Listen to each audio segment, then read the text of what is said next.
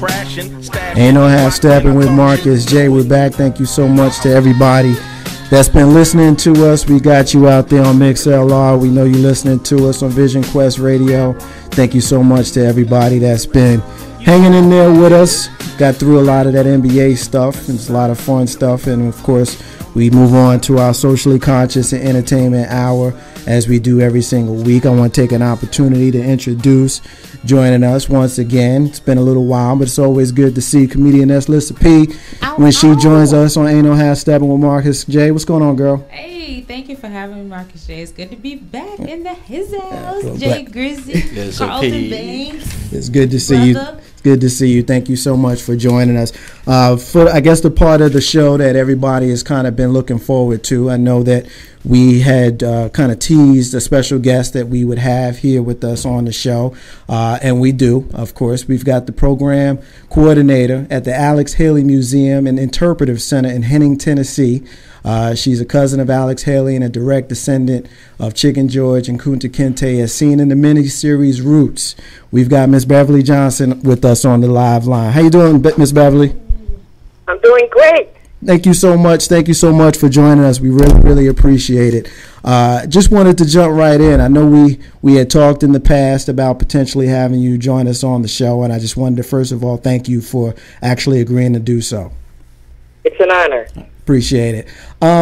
I guess the main thing that I wanted to ask you, and just in the interest of full disclosure, I had visited the Alex Haley Museum and Interpretive Center in Henning twice last year, and that's where you and I became acquaintances. And some of the questions that I'll ask you tonight, I kind of asked you, so I kind of have an idea of where you may go. But for our listeners, I guess the first question, when Alex was putting this all together, and you guys saw it, on television as a family, what was it like for folks in the family to actually see you guys as ancestors play out on the screen like that? That is something that it's hard to, it's really hard to put that in words. Really, because at the time, I didn't know myself about Kunta Kinte and Kizzy. Right. Knew about Chicken George, knew about my great-grandfather Lewis, but the part that really amazed us, and I was looking at Roots with my sister by phone. Okay. When we saw the wagon train coming into Lauderdale County, which is the name of the county where Henning is located, that was a touching part. But see, the part about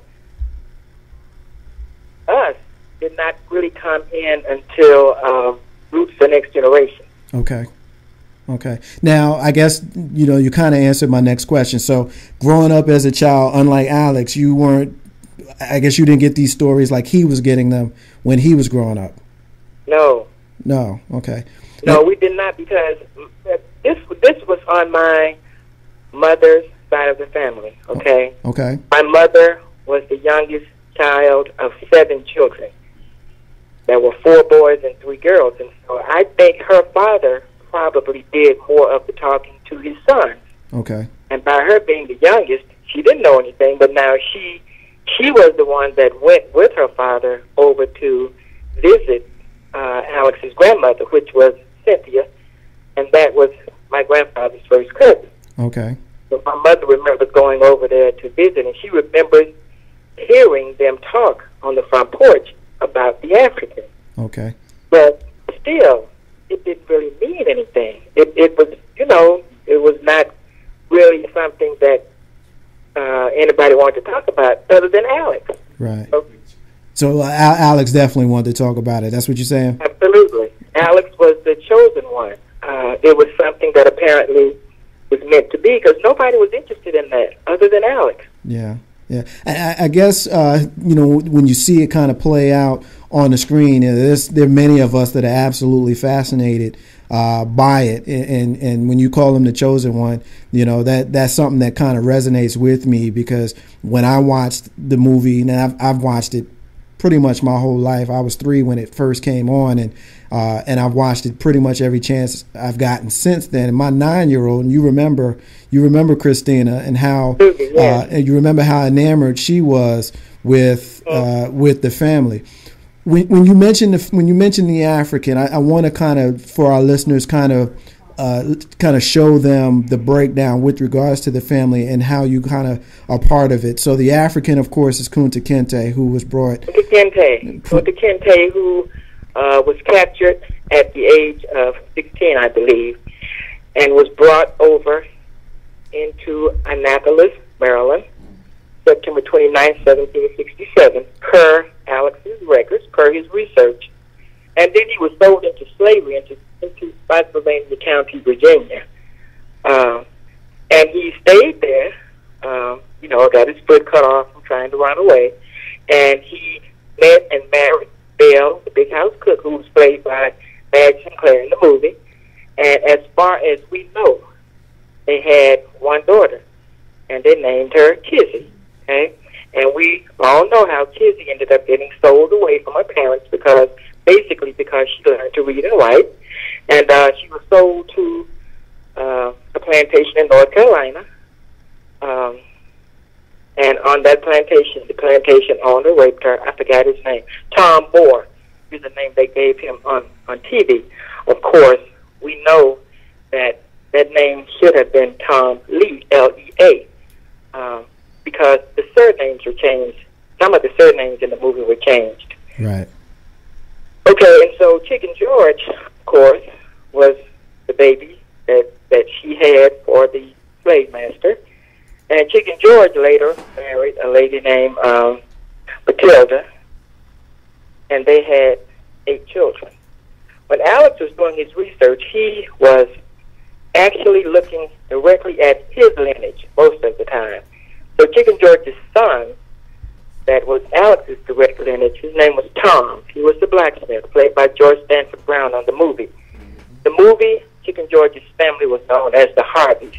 That name really should be Murray. If you read the book, you won't see in the name Harvey in there at all. Right. In the book, the real names were used. The Roots family name is Murray. That's why Alex's name is Alexander Murray Palmer Haley. His mother gave him all the maiden names. But Chicken George had 8 children. Tom was number 4. That was Alex's great-grandfather. The other 2 sons that Alex introduced in the book and the movie were Louis and Virgil. He didn't introduce the other ones. He talked about them in the book, but he didn't introduce them in the movie. Louis was my great-grandfather. Tom was Alex's great-grandfather. Both sons of Chicken George. So that makes, by the time he goes down the line, that makes Alex and I 5th cousins. 5th cousin. Both of us share Chicken George as great-great-grandfather. Wow. So Kunta Kinte is our great-great-great-great-grandfather. Kizzy is our great-great-great-grandmother. Chicken George is our great-great-grandfather. Tom is Alex's great-grandfather. Louis is my great-grandfather. And then Cynthia, of course, is Alex's grandmother. And on down the line. And I think Irene is his mom, I believe. No, Irene is Tom's wife. Yeah. Tom and Irene Bertha. Were a couple. They had Bertha. They had Bertha. I mean, they had Cynthia. And Cynthia and Will Palmer had Bertha. They had Bertha. All right. Irene were the parents of Cynthia. Cynthia and Will Palmer were the parents of Bertha, and Bertha and Simon were the parents of Alex. That's. I mean, I just to listen to you, tell it, is bringing it back to me for when we had an opportunity to meet. Jay Grizzy has a question. Jay. Well, really not a question, but a comment. I mean, just hearing her run down that lineage, knowing that I've watched Roots, and knowing what her ancestors have done through Alex Haley, that put out that information, like. Even me and my cousin, we even tried to, when we were in college, tried to go back, and our lineage stopped around the early 1900s because we ran into that roadblock where we didn't have much of an oral history at that time. It was pretty much based off of what the state of Virginia or what census numbers we could have. So it's just amazing to know that she is running that organization and that Mr. Haley was able to go back that far, because a lot of people. A lot of African Americans don't have that ability right. to go back that far, and I think that's one of the things that we as a people, like the saying is, you don't know where you're going unless you know where you came from, and they have a strong sense, we're still here. A very strong sense of where they came from because it was documented and deeply rooted within them.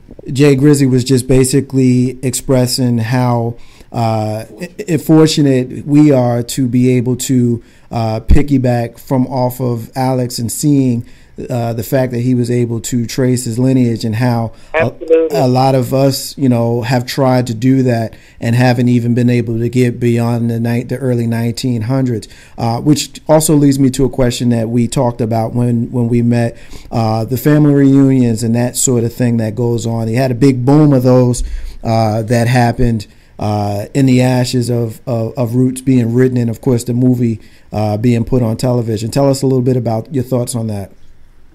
Well, I think what happened is that desire was already there among a lot of us to know who we were.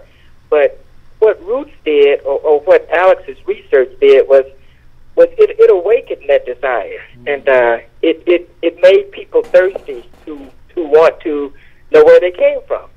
I'm not saying that Alex did everything. All I know is that after Roots, people seem to, a lot of people were already having family reunions on a small scale, but it seemed that people were a lot more into wanting to just get into genealogy. I had never heard the word genealogy. It was something brand new to me.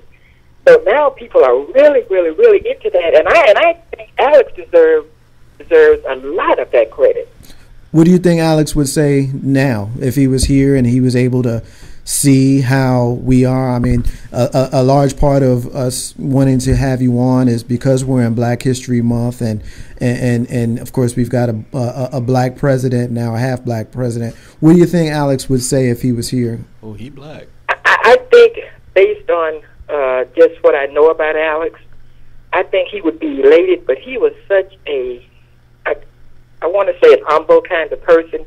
He would never let it be known, but I've had that conversation with his son, Bill, before he passed away in December, and we both said that Alex would have been so happy. However, he was already upset with himself because the success of Roots kept him away from what he loved to do, which was write. He didn't get to really write anymore after doing Roots. Right. And if he had been afforded the opportunity at this point to continue writing and would have produced something else, he might would have been even happier. But I think at the point when he died, I don't think he had realized the impact that he had in terms of people researching their roots, but he would now. I'm sure he would. Absolutely. Last question I want to ask you. Tell us about the Alex Haley Interpretive Center in Henning, Tennessee. I've been fortunate enough. I liked it so much I came back, and when I met with you the first time I came, I think I told you that day that I'm probably going to come back, and I did that, and I was glad to be able to do that on 2 separate occasions last year. Tell us a little bit about the center and why we should be sending folks into Henning to check it out. Okay, first of all, it is where the story started, in Henning, Tennessee. This is where Chicken George got that land. We still don't know how he managed to get the land in Tennessee, but this is where he led the wagon train with 29 families from Alamance County, North Carolina, into Henning, okay? And so this is where Alex's grandparents, Will and Cynthia Palmer, built this nice house, which is now the Alex Haley Museum. Built it in 1919. They were kind of a cut above the other African-American families because Will Palmer owned that business. He owned the lumber company. And so the house has been there since 1919. It's been a museum since 1986. And that's where people would come to the Alex Haley Museum. When Alex passed away in 1992, his desire was to be buried in Henning. Alex Haley loved Henning. He had become a star, but he still had planned to come back to Henning and try to help Henning out. Henning is a very small town with a population of maybe 900 people, and most of them are African American. Mm-hmm. And so we have the Alex Haley Museum, which is the boyhood home of Alex Haley, and then we have the Alex Haley Interpretive Center that we opened in 2010, a place where we can display some of the things that Alex achieved after doing Roots. And so we have a theater, we have an exhibit area, we have a gift shop, and we have an area that we display temporary exhibits of the things that we have there in the museum. So we invite everybody to come to Henning. Now, we're like sitting in the middle of nowhere. Most people never heard of Henning. But we're about 45 miles north of Memphis. And when people come to Memphis, they quickly learn that there's no transportation service between Memphis and Henning. But somehow, please come to visit us. We will make it worth your while. It's a small town. Right now, we don't have that much. Alex had planned to do a lot. He died before he had an opportunity to do that. Right.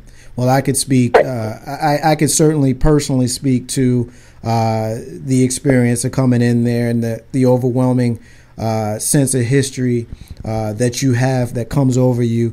And when I came back from Henning, both times, I came into the studio, did my show, and I spent a few minutes talking about it. More than a few. Yeah, Grizzy is saying more than a few. I came back and I spoke on it, and I certainly would endorse anybody wanting to go there. And I made it, known to the people that know me personally. If you want to go, let me know, and I'll go with you. Right. That's how much I enjoyed meeting with you. That's how much I enjoyed meeting with you and spending time in the center. And then, of course, I went over to the cemetery as well. And experiencing that with my daughter was the best part of it. So I wanted to thank you personally and publicly for that experience. And I also wanted to thank you for coming on the show tonight. We know your time is short, and we appreciate the amount of time that you were able to spend with us tonight. So I just wanted to, definitely, sincerely thank you for joining us. Okay, I enjoyed it. Thank you for having me. I really appreciate it. You got it, everybody. That's the program coordinator of the Alex Haley Museum and Interpretive Center in Henning, Tennessee. She's the cousin of Alex Haley and a direct descendant of Chicken George and Kunta Kinte, as seen in the miniseries Roots. That was Miss Beverly Johnson. Miss Beverly, hold the line for a moment. We're gonna take a break. When we come back, we got our segment that we like to call "What the Hell." Marcus J. Ain't No Half Steppin'. Be back in a minute.